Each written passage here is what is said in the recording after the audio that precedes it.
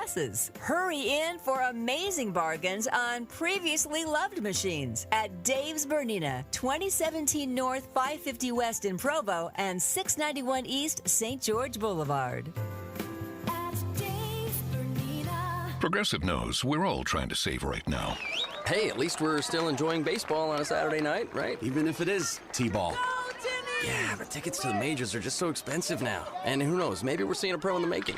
Sure, in like 20 years. How is he safe? Boo! This ump stinks! The ump is only 14. We don't really do that. Oh, my bad. You're doing a great job, ump. Progressive offers you savings without sacrifice. So save big when you bundle home and auto. Progressive Casualty Insurance Company, affiliates, and other insurers. Not available in all states. If you love to travel, Capital One has a rewards credit card that's perfect for you.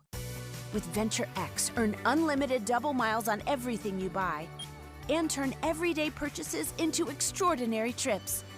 Plus, receive premium travel benefits like access to over 1,300 airport lounges where you just check in and chill out. Open up a world of possibilities with Capital One. What's in your wallet? Terms apply. Lounge access is subject to change. See CapitalOne.com for details. Experience classical hits through a new lens.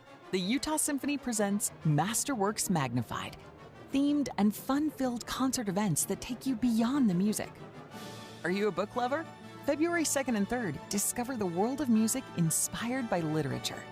Then on April 26th and 27th, explore the powerful connection between music and motion.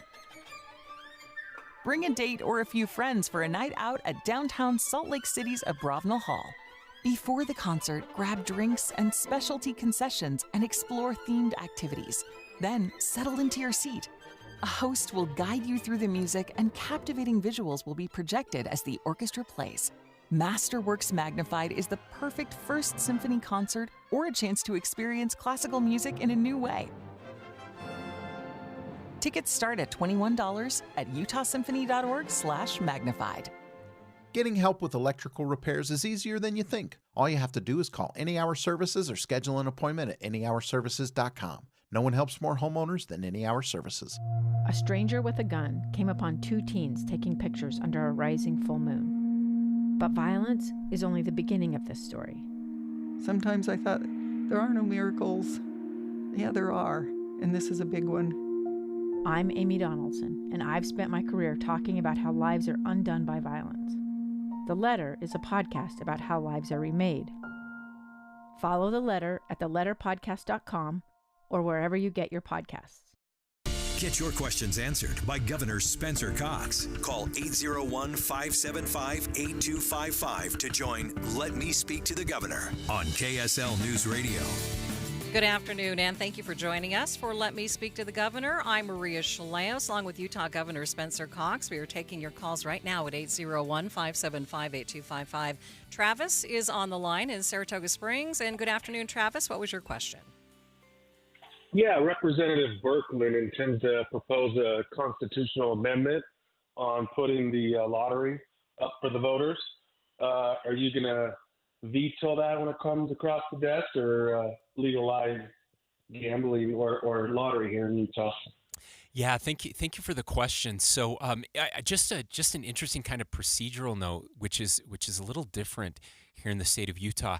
So, to get a constitutional amendment on the ballot, which this would take, you actually have to get a 2/3 vote of the legislature to be able to do that. And what's interesting is the governor does not get to sign or veto. So I get to sign or veto bills, but not constitutional amendments. So interestingly enough, I actually have no say in what happens when it comes to constitutional amendments. So I don't get to sign or veto it. I can tell you just a couple things. One, I've said before, I'm not supportive of that. If we legalize gambling in the state, it's important to note which this would be. It's a form of gambling. Then that would make it, even if we didn't have other forms of legalized gambling, for one, it would be then legal on all tribal lands, and so you would start to see casinos pop up for sure across the state. And more importantly, though, I've always said that lotteries are a tax on people that are bad at math, and so I prefer. I'm just not a fan, but I don't get a say. So ultimately, it's up to the legislature and then the voters of Utah. I would be very dubious if I told you that I thought there was was any chance it would get even a majority vote, let alone a 2/3 vote. So while it's been proposed, I don't think it's going anywhere this session.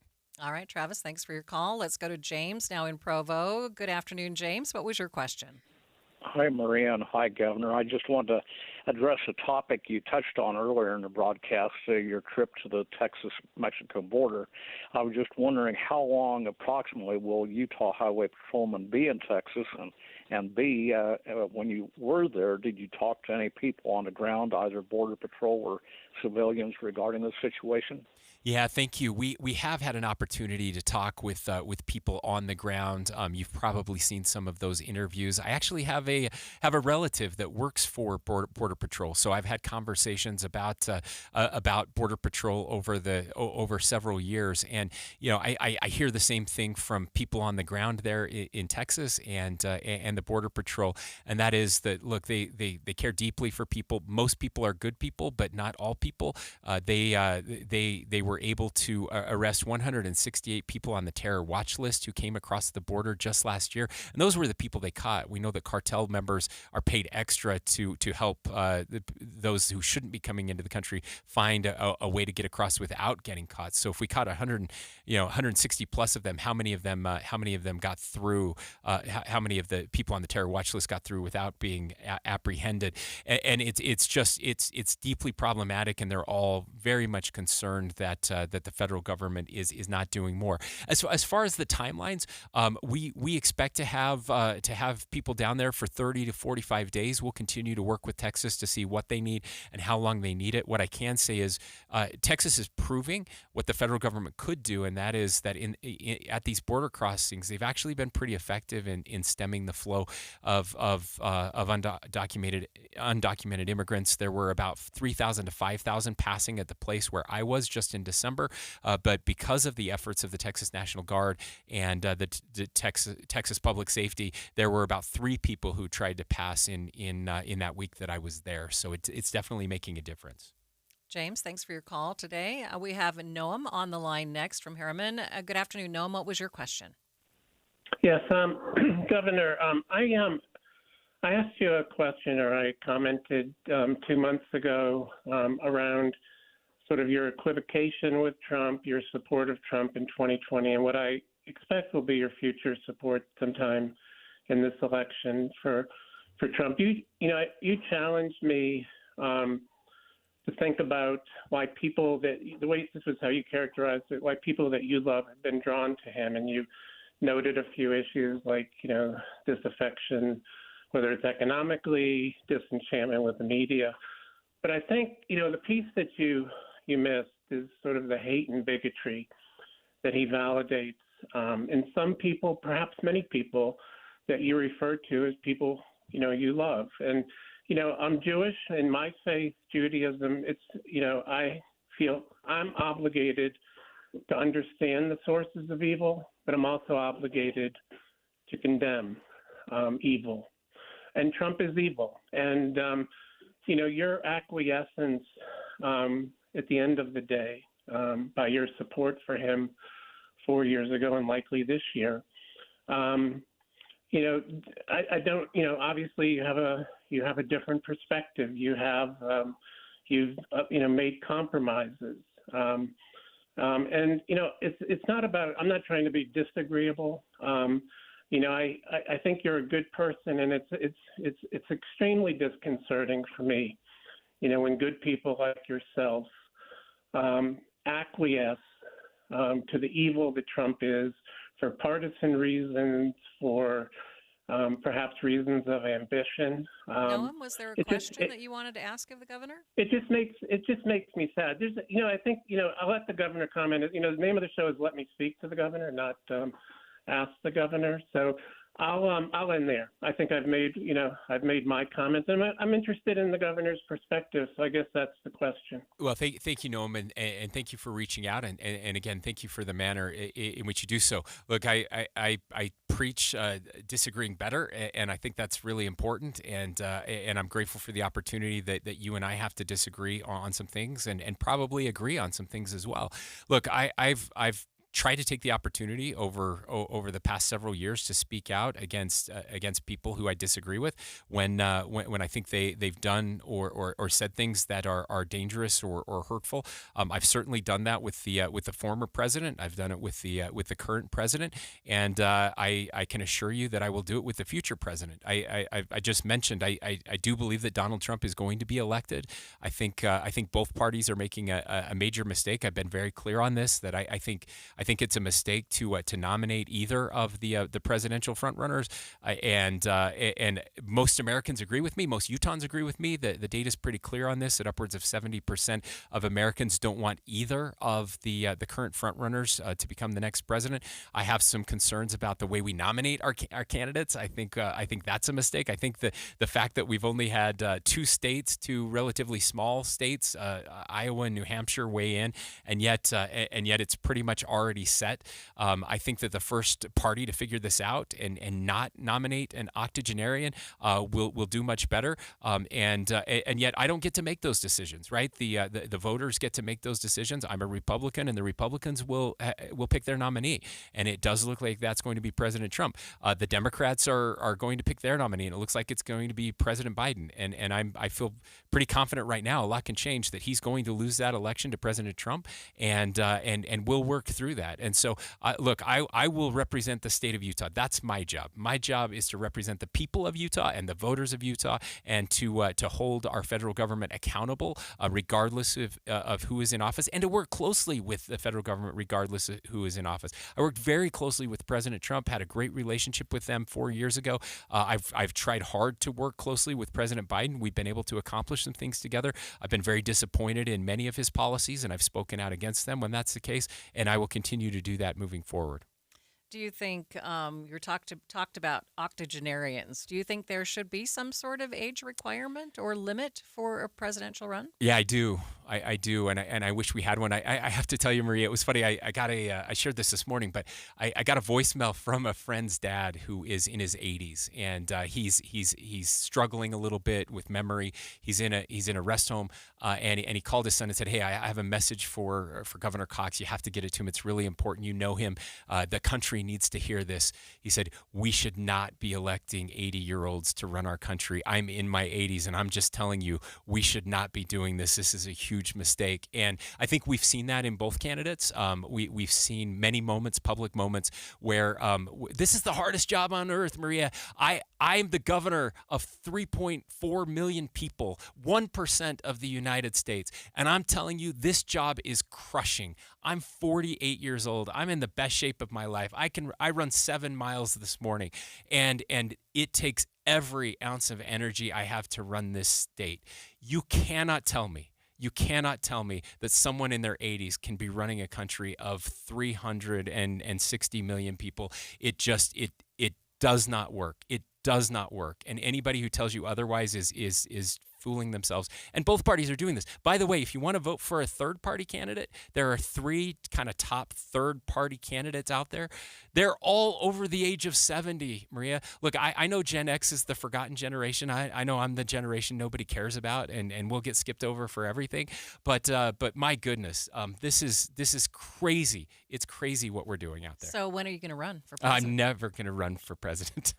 Definitively, you're never going to They run. don't let people like me be president, and that's fine. But there are lots of good options out there. In both parties, I would say there are great options out there. People who are really smart, who have energy, who can do this work, and the rest of the world is looking at us and just kind of laughing right now. All right, let's take a break for the bottom of the hour news. Number to call with your questions, 801-575-8255. Text us 57500. It's 12:31 at KSL News Radio. I'm Britt Johnson. KSL's top story this hour, Utah's governor says he expects to know as soon as this afternoon whether state lawmakers will take further action against Natalie Cline. His comments came during Let Me Speak to the Governor on KSL News Radio. We'll get some notice from them. I think later this afternoon we may know more. They're going to meet with their caucus today, I've been told, and decide how they're going to proceed, if they still feel like impeachment is necessary based on what the board already did. Governor Cox says Cline was effectively impeached in theory, if not in fact, because of her fellow members of the State Board of Education have stripped her from any real power. Larry H. Miller Company has released its plans and renderings for a major development on Salt Lake City's west side. KSL News Radio's Adam Small has more. The Larry H. Miller Company is investing $3.5 billion to bolster 100 acres of land adjacent to the Utah State Fair Park along North Temple between Redwood Road and the Jordan River. The area, which will be known as the Power District, will include grass space, trails, dining, retail, and of course, plans for an MLB stadium if we get a team. In a video made by the company, Senate Minority Leader Luz Escamilla says she thinks all this would build on the culture of the West Side. That vibrancy can translate certainly when we bring this type of infrastructure and investment of growth and keeping it there because there's already culture there, there's already community there. Construction is set to begin later this year, starting with the new headquarters for Rocky Mountain Power. Adam Small, KSL News Radio. Your money at this moment. The Dow has gained 286 points. The S&P is up 26 points, and the NASDAQ is up 34 points.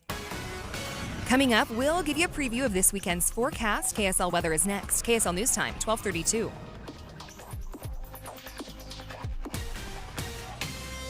Some updates affect your commute. Emergency traffic due to a multiple vehicle crash. Other stories affect lives and safety. This helicopter is on its side. Propeller gone. When you're listening to KSL News Radio, you're getting the first information on the biggest stories. When it's breaking news, we have you covered at KSL News Radio.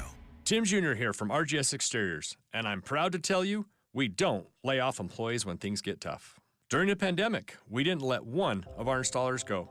Instead, we had them clean and remodel our offices so they could still get paid.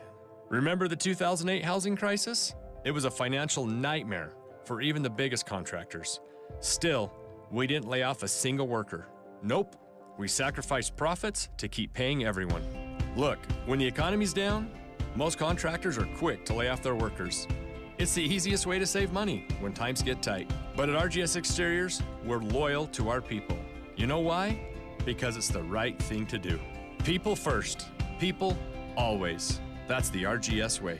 For gutters, siding, windows, and more, call RGS Exteriors at 801-280-3110 or visit rgsexteriors.com.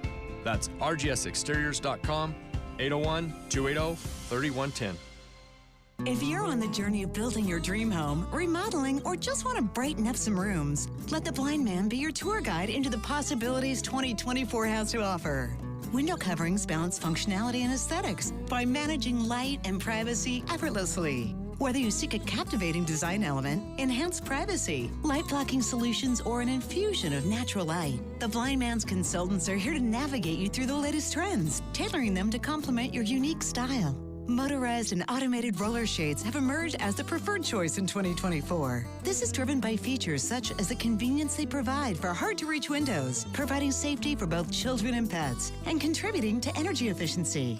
The Blind Man's experts would love to help you explore the options along your journey. Visit theblindman.com today to set up a free in-home consultation. Theblindman.com.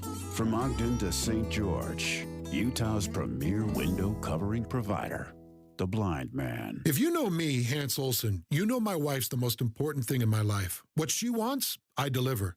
And it looks like we're getting new cabinets. I took her to the Euromax cabinet showroom in Pleasant Grove, and she hasn't looked at me the way she looked at those cabinets in 15 years. Doors that close quietly with the press of a button, LED lighting inlaid, waterproof box, shelves, and doors that won't warp from moisture. Every color and design imaginable for those doors. Simply put, the most magnificent cabinets your eyes will ever behold. Mike and Max combined a vision of over 35 years of experience to bring us Euromax. Max with his Ukraine roots, and Mike with 25 years of installation, it delivers the greatest in cabinet design, building, and installation. Truly, my amazing wife was in awe. We both were. And if I have to buy her love, I will. Go see all the possibilities at EuromaxFurniture.com. That's EuromaxFurniture.com. Whether you're rebuilding a kitchen or starting a new build, it's EuromaxFurniture.com for your cabinets. Euromax, built for you.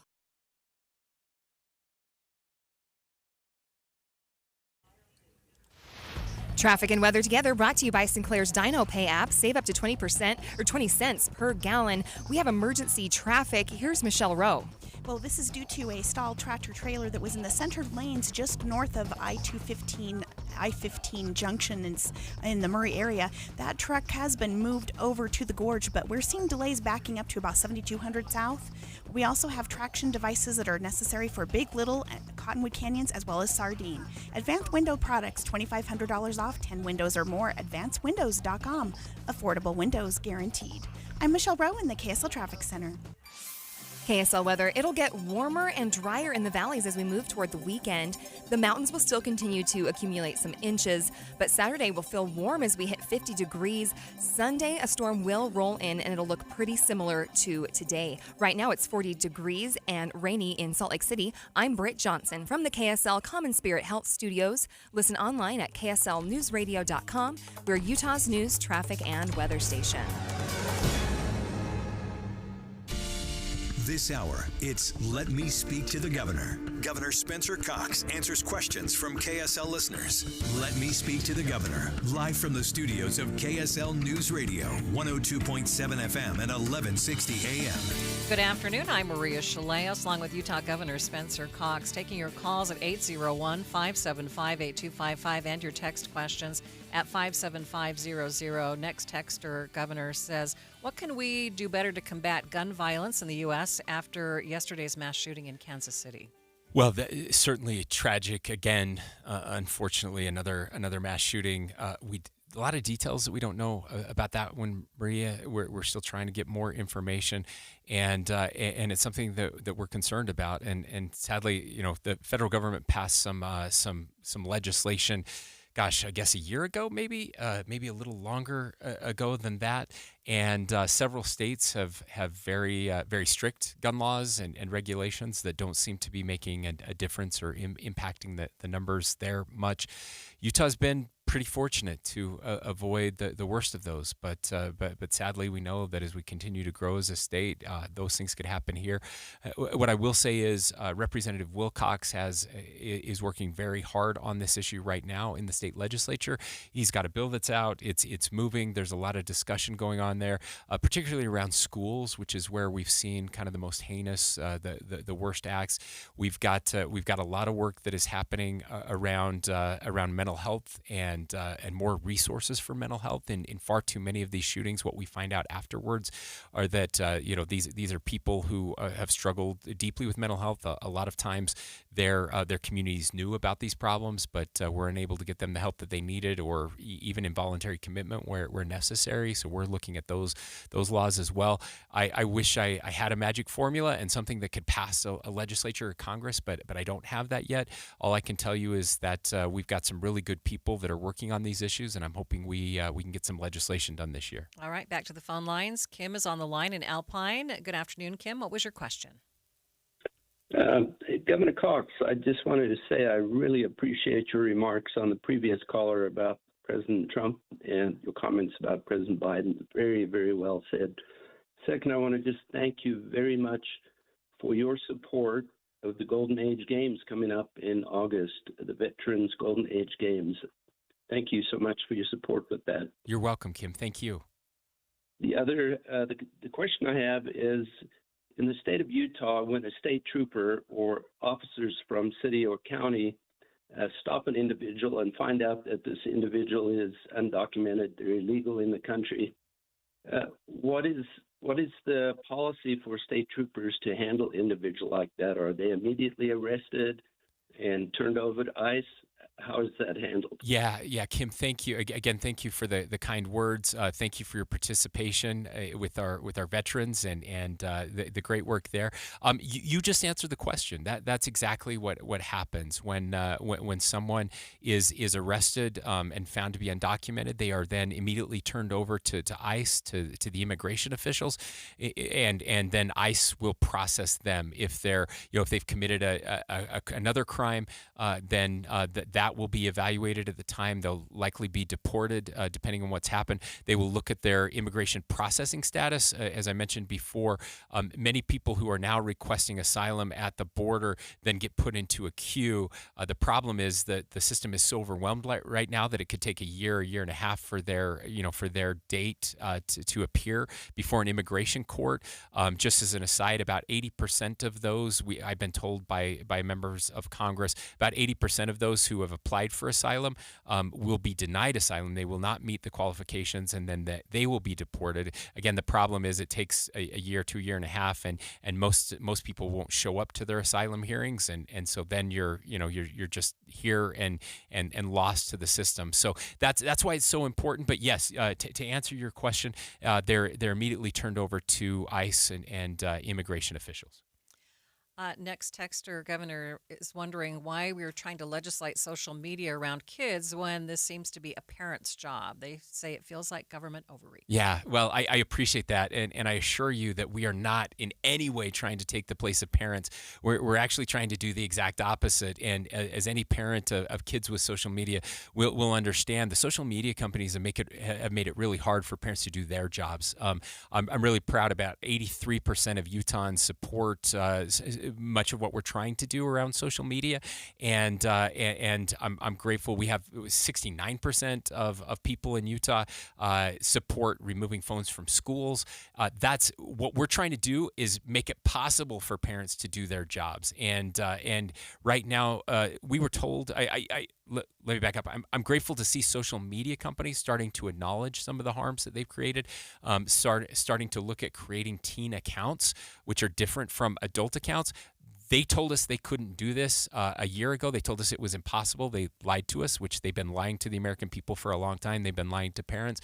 And so what we're trying to do is empower parents. My daughter doesn't have social media and didn't get a phone until much later.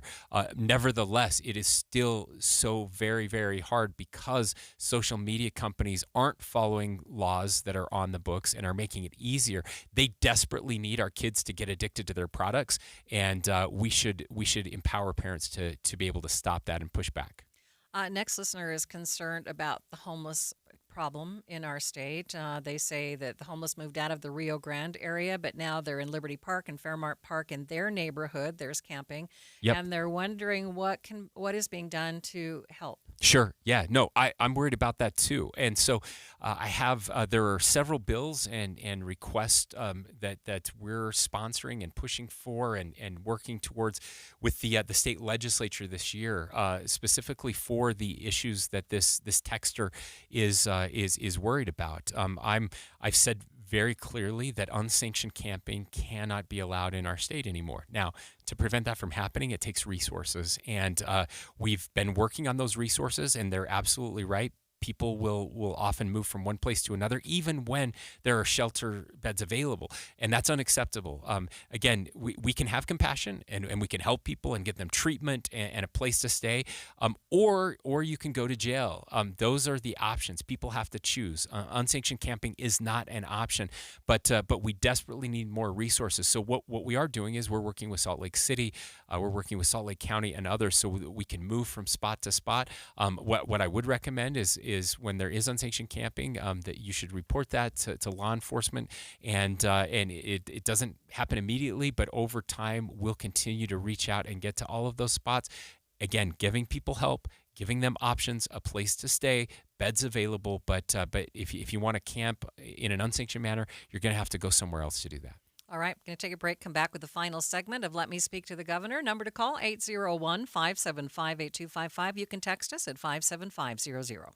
Join your friends who rely on KSL each morning for the fastest routes to work and school. I like traffic on the 9s. So I need to get the kids up earlier so that my son isn't driving quickly in a snowstorm. Traffic and weather together every 10 minutes on the 9s. On KSL News Radio. Hey, Joe Montana here. Back in my football days, I knew the importance of a strong defense. Now I'm sharing how you can help defend your health against pneumococcal pneumonia, a bacterial lung disease that can be life-threatening. If you're 65 or older or 19 or older with certain chronic conditions like diabetes or asthma, you're at increased risk. Talk to your doctor or pharmacist about vaccination and learn more at knowpneumonia.com.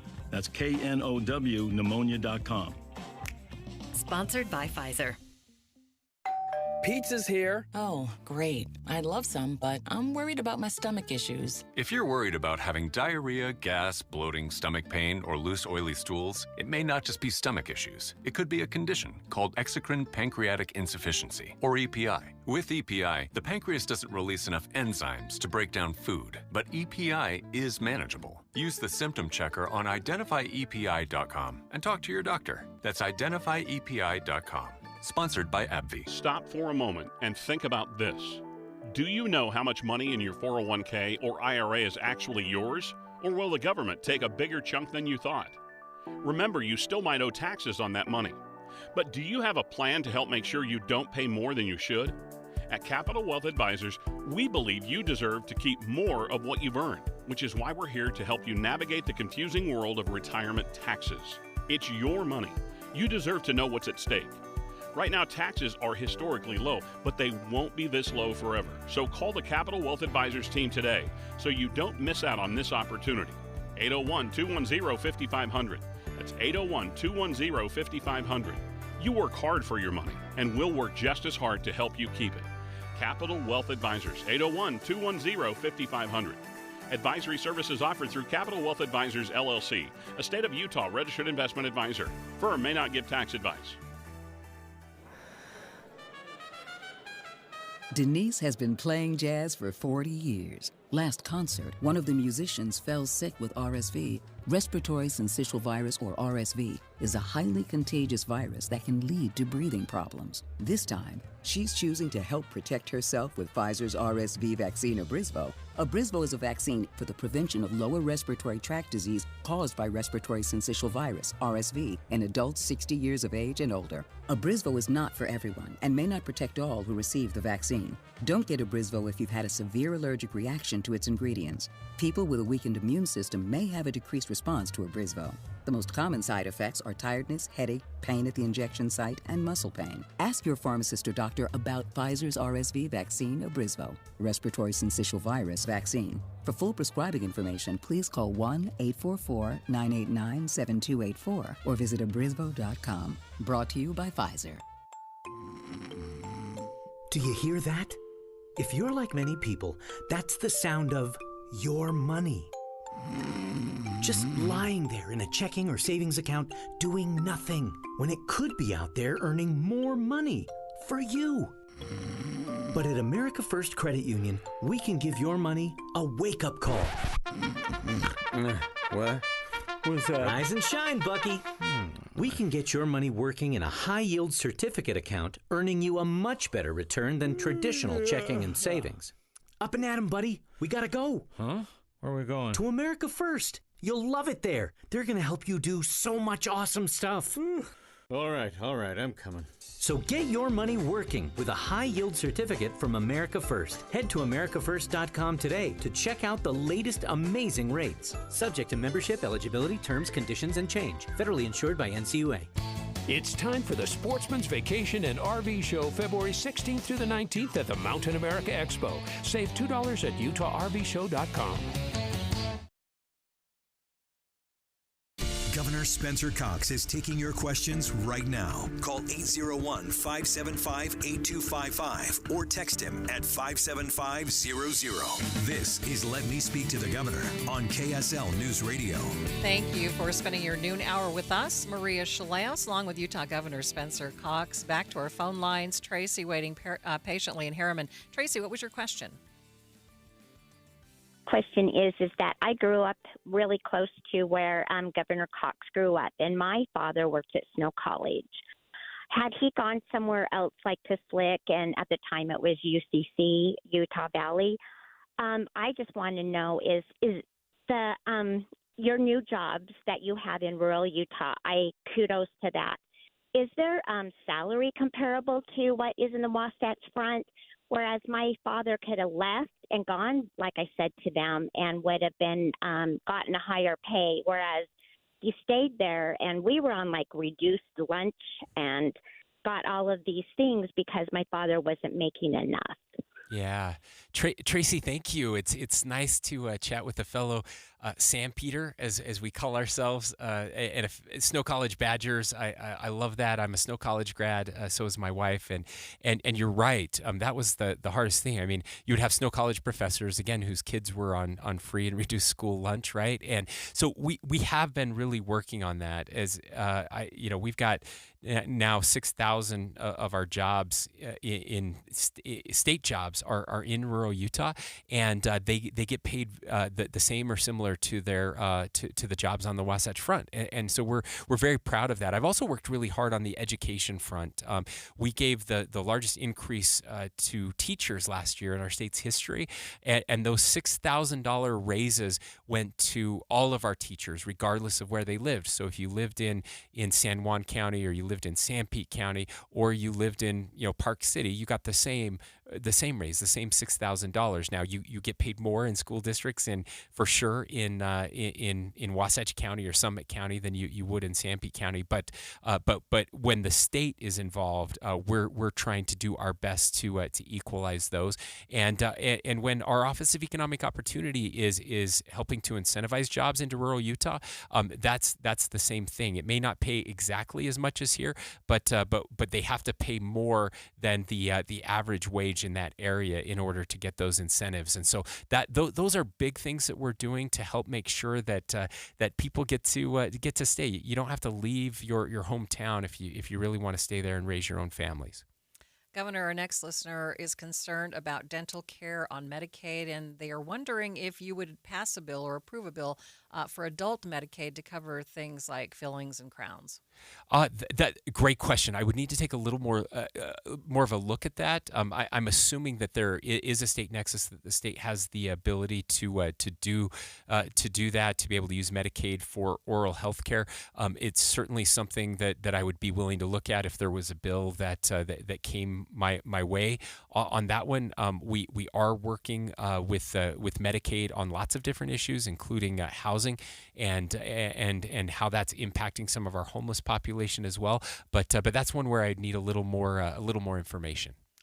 Next listener wants to know what you see the future of the economy. They're wondering if there's going to be a decline in the Utah economy anytime soon. Hey, that's a really good question, and one I haven't been asked on this program recently. So whoever texted that in, thank you for asking.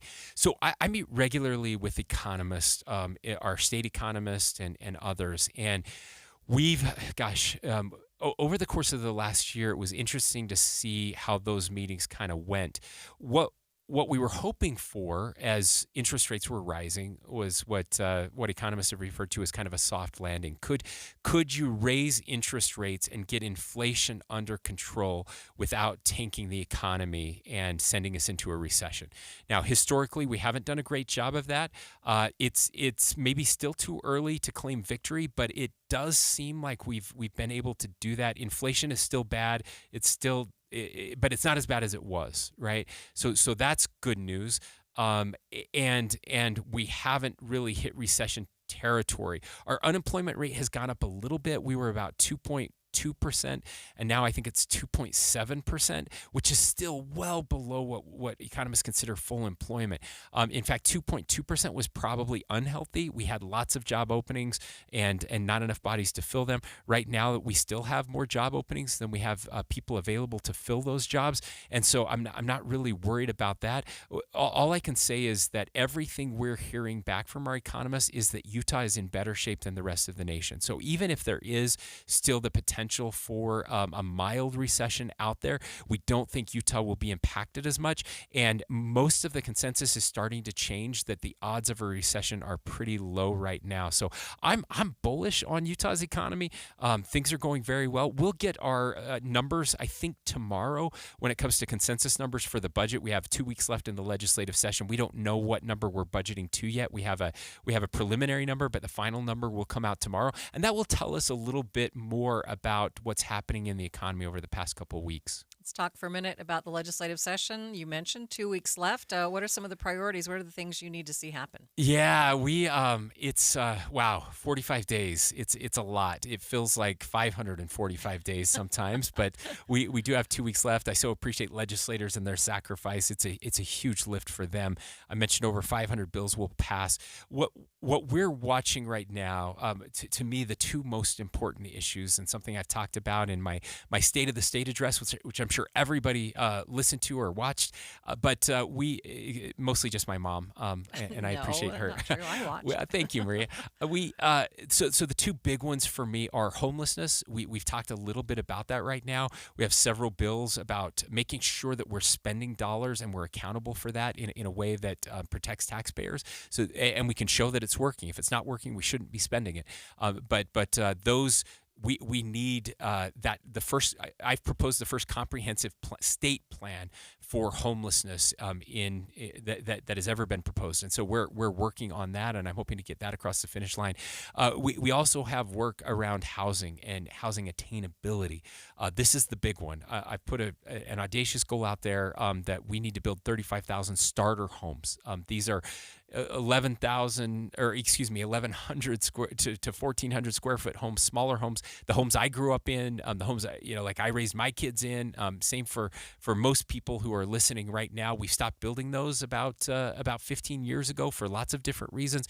But we need homes under $400,000, homes that our kids and grandkids can afford. We need that more than anything, and I hear that over and over again. We've got some pretty bold proposals right now with the legislature to help unlock and make that happen. The League of Cities and Towns is working with us. We're so grateful for them. The final bills should be out in the next day or two, and we've got 2 weeks to get those through, and our fingers are crossed. We're working hard. Question you get every single time you visit with us. Why doesn't the state drop taxation on Social Security? And I give the same answer every single time. We have, and we are, and we've dropped it every single year that I've been here, and I'm hoping we can do it again. I've said before I would love to completely remove the tax on Social Security. Right now, I think we've removed it on anybody who makes under $75,000 a year. There's zero tax. So most people on a fixed income now no longer pay any of that tax. I would love to see them keep raising that threshold or get rid of it altogether. Ultimately, that's up to the legislature and not me, but we're headed in the right direction. Next question is, what is the best way to get involved to make a difference in things happening in the community and state? Oh, my goodness. Look, thank you. Whoever asked this, thank you. I mentioned this in my State of the State address, but Charles Cook, wise writer and thought leader, has said that he thinks we're making a mistake when we tell our kids they should go out and change the world. We should tell them to go out and change their community. I truly believe that most of the problems facing our nation, our world today, are because of a lack of community. We should be building community. One way to get involved is to serve. Look for service projects. Service is the best way to depolarize our nation and build community. Look for ways to help the local food pantry, whatever it is. Give back. Give back to your community. If you care about any legislation or bills, it's easier than ever to get involved. You can log on to the legislature's website, le.utah.gov. You can listen right there to every debate, every hearing. You can actually comment. You don't even have to drive up here to attend one of the meetings. They let you comment online now, which is new and is a big deal. There's so many ways to get involved, and we desperately need more people to do that. All right, Governor, that's the end of the program. Thank you so much for joining us again and taking Thank you, Maria. calls and questions. We appreciate you. And join us again next month for Let Me Speak to the Governor. Have a great afternoon. KSL FM Midvale. KSL Salt Lake City. From the KSL Common Spirit Health Studios, this is KSL News Radio. Utah's news, traffic, and weather station. It's 1 o'clock at KSL News Radio. I'm Britt Johnson. KSL's top story this hour. Utah lawmakers are trying to combat Utah's growing child care problem. Representative Susan Pulsifer is sponsoring a bill that she believes can give parents more options for daycare. Some people would like to have a care center who offer fantastic options for child care. Some would like in-home child care. Her bill would allow unlicensed providers to care for as many as 8 kids and would require them to undergo background checks. It also would expand a child tax credit for parents. According to a report by Voices for Utah Children, there are well over 150,000 kids under 6 years old with working parents in Utah, but there are only enough daycare spots for just over a third of them. Our top national story this hour from ABC News. 7 Los Angeles firefighters are injured, 2 critically after a truck exploded during a firefight on Thursday morning. ABC's Alex Stone reports from Los Angeles. Hey, we got a firefighter down. LAFD firefighters heard on their two-way